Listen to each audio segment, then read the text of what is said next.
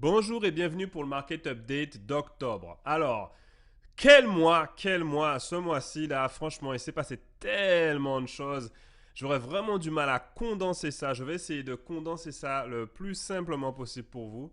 Mais on va commencer par une histoire que je vais vous raconter. C'est l'histoire de ce qui s'est passé en Angleterre. Alors, en Angleterre, il faut savoir déjà que l'Angleterre souffre d'inflation, mais bien pire que les autres pays.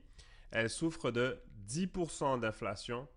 Et le résultat, c'est quoi? C'est que, évidemment, la population la ressent énormément. Je vous montre un extrait d'un petit reportage que j'ai récupéré.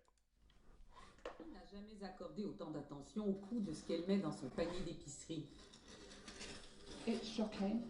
It's absolutely shocking, and it's not until you come out to get your groceries that you realise how much things have increased in price in such a short period of time.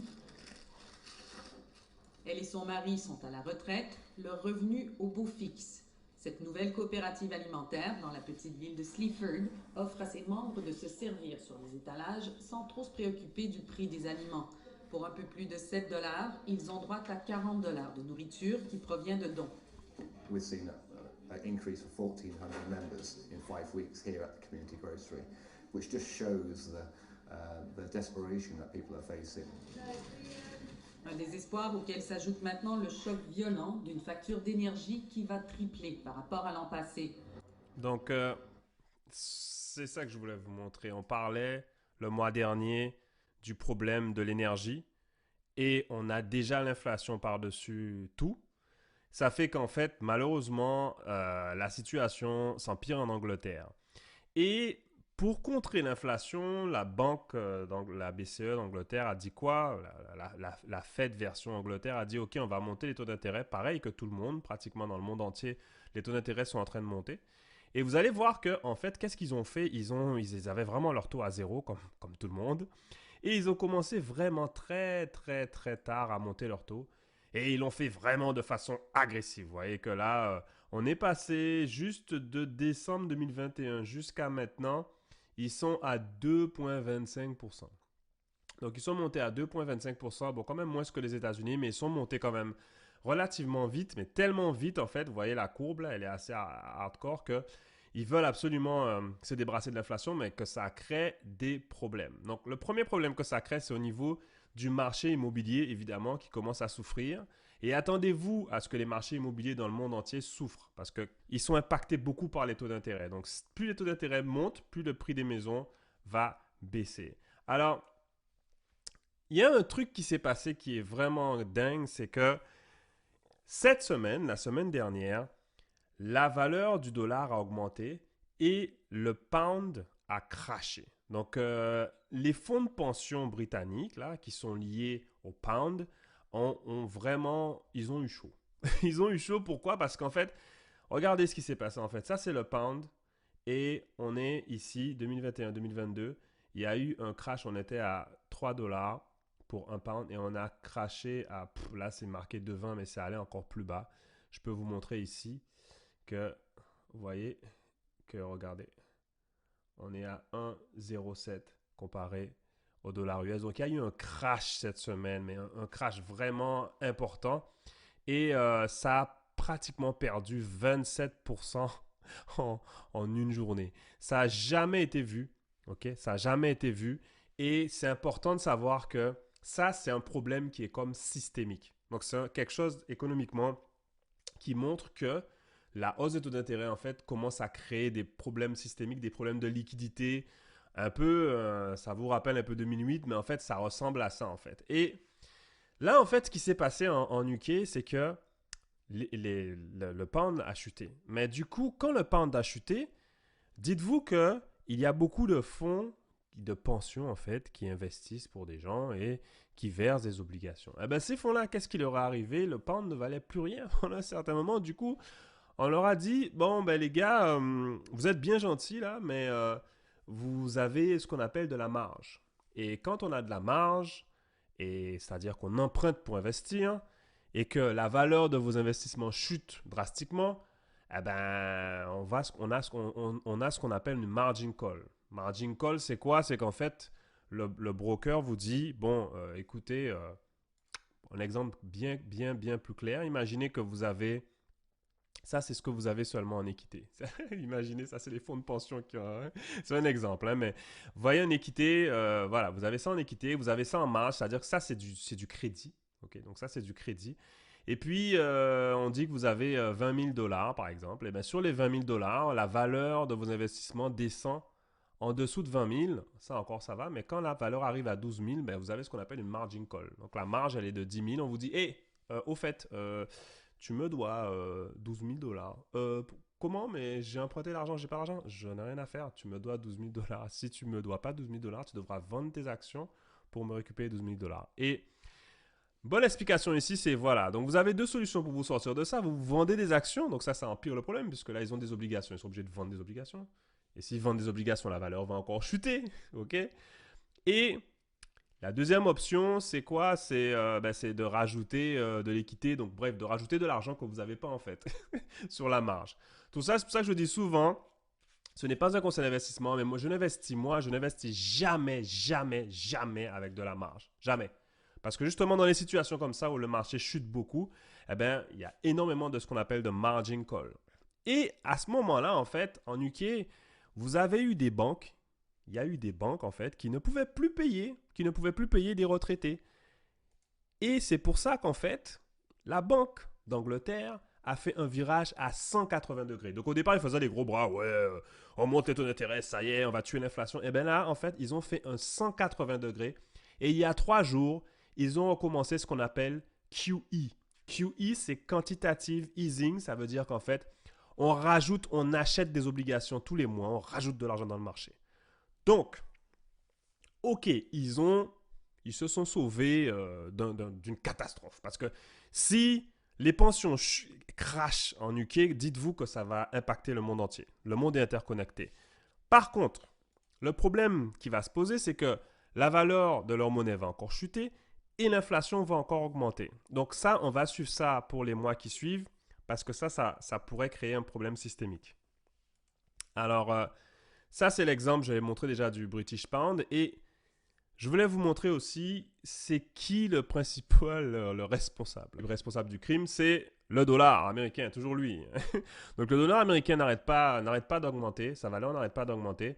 Vous voyez en fait, là, si vous regardez ce graphique-là, ça c'est le dollar américain en fait. Et vous allez remarquer qu'il est dans ce qu'on appelle un bull market. Donc bull market, pour vous rappeler, c'est quand la bourse, elle monte en fait. Okay? Et là, oui, en effet, il n'arrête pas de monter. Là, vous avez eu qu'il a un petit recul, mais c'est pas grand-chose. En général, il va arriver ici sur ce qu'on appelle un moving average et il repart. Donc, le dollar américain est très, très fort. Et le fait que le dollar américain soit très fort, eh ben, la bourse n'aime pas. C'est-à-dire que plus les gens, évidemment, mettent du cash de côté, ben, moins ils vont investir, évidemment. Donc, plus le dollar américain est fort, plus la bourse va chuter.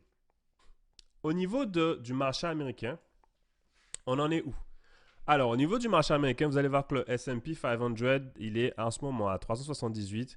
Et il y a quelque chose que j'ai envoyé, un signal que j'ai envoyé à mes étudiants il y a environ un peu plus d'une semaine sur le chat privé. C'est qu'en fait, on est arrivé à un point qui est assez risqué au niveau du marché. Alors, je vous explique. Vous voyez ici, là, ça c'est la courbe du S&P 500, donc le marché américain d'intervalle de 1 mois. Et en général, pour pouvoir déterminer si on arrive à un super méga crash, okay, il y a un indicateur qu'on appelle the kiss of death, le baiser de la mort. Donc, cet indicateur-là, en fait, si vous voulez le déterminer, en fait, c'est, vous voyez la ligne jaune qui est ici, c'est la ligne des 20 jours moving average. Donc, moving average, c'est quoi? C'est la moyenne, on va dire, des prix sur 20 jours. Et si au niveau mensuel, on tombe en dessous de cette ligne-là et qu'on la touche ici, là, vous voyez le petit baiser, là?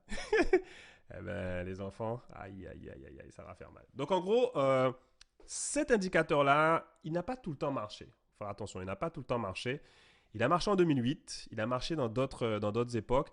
Et les époques où il a marché souvent, c'est quand on montait les taux d'intérêt. Donc là, on est dans le cas où on monte les taux d'intérêt. Donc, je vais vous montrer un exemple en 2008. En 2008, vous voyez le baiser de la mort, regardez. Donc là, la bourse était ici. À l'époque, la bourse était à 146. Elle est montée en 154, all-time high, comme on dit, 154. Elle est descendue. Le petit baiser de la mort. Et puis après,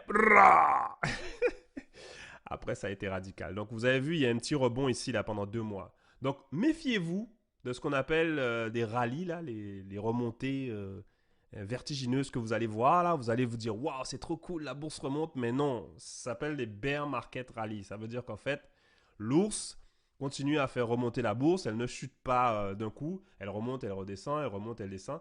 Donc là, c'est pas parce que pendant les 2 mois qui suivent, là, en novembre, décembre, la bourse remonte qu'on est sorti du bois. OK? Donc, on va vouloir que ici, là, que ça remonte au-dessus des 20 moving average. Ce n'est pas encore le cas. Donc là, on a une situation assez risquée. Et vous avez vu que là, en 2008, qu'est-ce qui s'est passé? La bourse a craché pratiquement. On est passé de 148 à, wow, 75. Pratiquement 50%. Donc, prudence, prudence, prudence. Évidemment, ceci n'est pas un conseil d'investissement. Mais moi, personnellement, je fais attention. Et j'investis plus dans des actions que dans le marché, en fait, en ce moment, vu cet indicateur-là.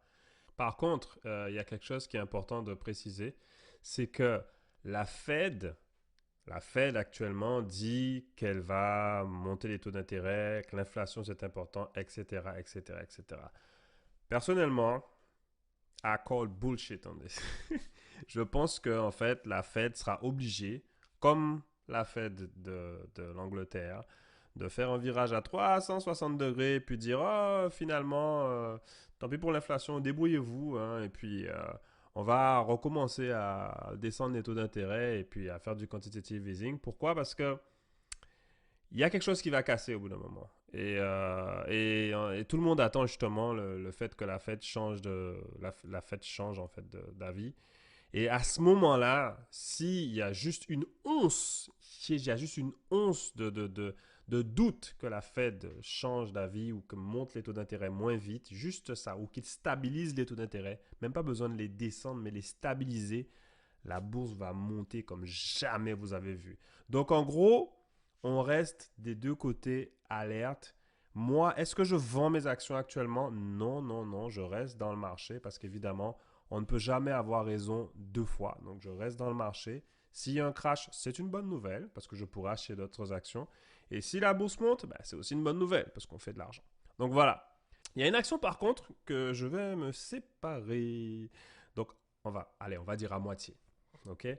Alors, cette action, c'est Tesla. Et oui, Tesla, pourquoi? Parce que Tesla, en fait, les fondamentaux ont changé pour moi chez Tesla. Donc, Tesla, j'ai fait beaucoup de pourcents sur Tesla. J'ai fait pratiquement 700% sur Tesla parce que j'ai acheté Tesla à l'époque où vraiment ça valait pas grand-chose. Ça valait $30. Je ne sais plus combien. Là, on est à 239. Il y a eu plusieurs splits, etc. Donc, du coup, pourquoi Tesla m'embête? Pour plusieurs raisons. La première raison, Elon Musk a décidé d'acheter Twitter. Okay? Donc, Twitter, c'est une entreprise qui est très mal gérée. Il achète l'entreprise pratiquement à 40 milliards. Donc, 40 milliards, c'est énorme. Pour faire ça, qu'est-ce qu'il va faire? Il va vendre des actions Tesla, évidemment.